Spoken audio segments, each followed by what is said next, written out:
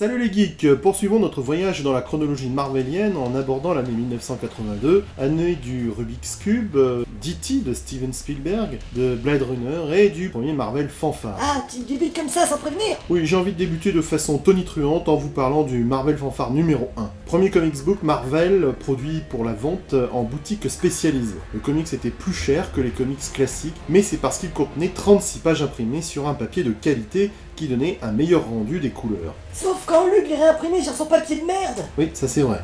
La première série se déroule en 4 épisodes.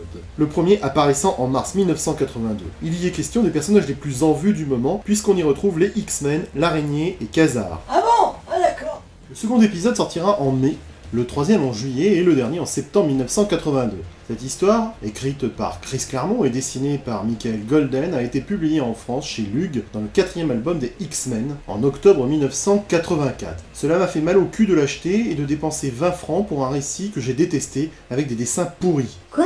Mais c'est quoi cette merde? J'ai eu le sentiment de m'être fait entuber, genre l'horrible sensation de te faire sodomiser alors que t'as déjà le roster au bout du tunnel. Double effet qui se coule, tu vois. Pour moi, cet album est une véritable purge rectale qui m'a convaincu de ne pas acheter les autres albums des X-Men. J'ai découvert cet étron d'album numéro 4 des X-Men en 1984. À l'époque, on avait l'habitude de s'extasier devant ce type de dessin dans Special Strange. Les X-Men sont magnifiques, le dessin de John Byrne est ce que la Chapelle Sixtine est à l'art, une pure merveille. Alors quand tu es habitué à ce nectar visuel et divin, et que d'un seul coup, on te présente ce type de dessin, eh ben non, je suis désolé, ça fait un choc. Non mais sérieux, c'est... Regarde ce Peter Parker, tu trouves que ça lui ressemble? On dirait Stéphane Plaza, avec 30 ans de moins. Et regarde la tronche de Angèle, on dirait Freddie Mercury sans le sida. Ah non, non, non, non, non, non, c'est pas beau du tout. Hein. Moi, en tout cas, ça m'a fait un choc. Restons encore un instant avec les X-Men, puisqu'en mars 1982, Chris Claremont et Dave Cockrum Oh l'accent! Arrête de me peler le jonc, sinon va y avoir explication des gravures. nous présentent les Brods dans The Uncanny X-Men numéro 155.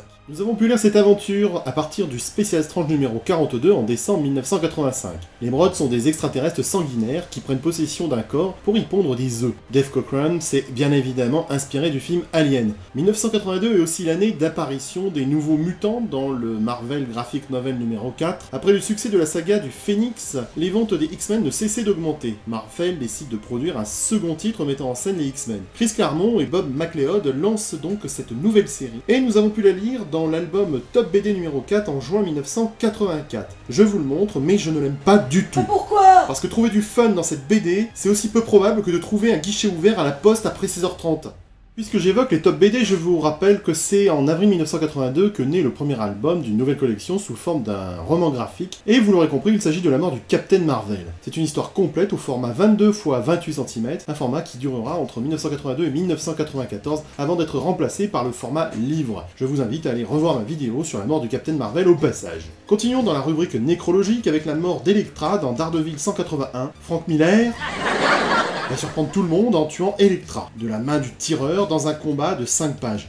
Enfin, quand je dis 5 pages, c'est dans la version originale, car chez Lug, on s'est contenté de résumer en 3 pages aseptisées dans le Strange 179. Allez vous faire masser la prostate avec votre autocensure à con, là. Non mais calme-toi! Dans la version originale, le tireur retourne la dague à 3 lames contre Elektra, alors que dans Strange, il la tue avec une carte, en pleine gorge. Une carte dans la gorge! Non mais personne ne crève ainsi, c'est scientifiquement impossible. Vous êtes con chez Lug ou vous êtes con? Pour en revenir à Daredevil 181, le numéro sera vite épuisé dans les boutiques et deviendra un objet de spéculation.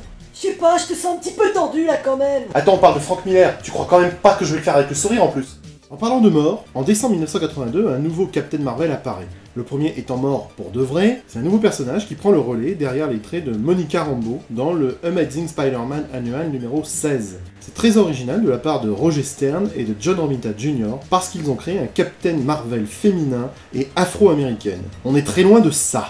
Et pendant que Marvel propose pour la 3e fois de lancer une série basée sur le personnage de Robert Howard, Kull the Conqueror, la Maison des Idées balance ces séries limitées que nous avons pu lire chez Lug grâce au récit complet Marvel. En juin, c'est Contest of Champions numéro 1 qui paraît et que nous connaissons en France sous le titre du Tournoi des Champions. Et t'as une petite anecdote sur ce récit? Marvel avait préparé ce récit pour fêter les Jeux Olympiques de Moscou en 1981. Non, 80! En 1980. C'était l'occasion de mettre en scène la majeure partie des héros en compétition. Mais les États-Unis vont boycotter les Jeux banlieue de Moscou quand les soviétiques envahissent l'Afghanistan. T'as l'air de savoir de quoi tu parles. Résultat, Marvel, qui a déjà produit la plupart de son récit, décide de repousser la publication à juin 1982. En septembre, c'est Hercule, Prince of Power numéro 1, qui fait son show dans une série de 4 épisodes lus en France dans Hercule Olympien. Je me souviens de cet épisode car c'était la première fois que je voyais le visage de Galactus sans son casque. Et ben il est banal. En septembre, Frank Miller nous sort la première mini-série de Serval. Quoi? Pardon, je voulais dire Wolverine, Ah ouais, je comprends mieux quand même. que j'ai pu découvrir comme tous ceux de ma génération dans le premier récit complet Marvel datant de 1984. Le premier récit complet Marvel acheté a été ma plus grande déception. Et oui, passer des dessins de John Byrne à ceux de Miller, ça ressemble à de la défragmentation anale. Surtout quand t'as payé 16 francs et que tu comptes ton argent de poche chaque jour. Le style sombre, les clairs-obscurs et le découpage des planches en scène cinématographique m'ont quelque peu déconcerté, voyez-vous. Vous pouvez le comprendre ça? Non? J'aime pas, putain j'aime pas. Pour moi, ces dessins sont aussi tristes qu'un frigo vide. Putain, j'ai faim.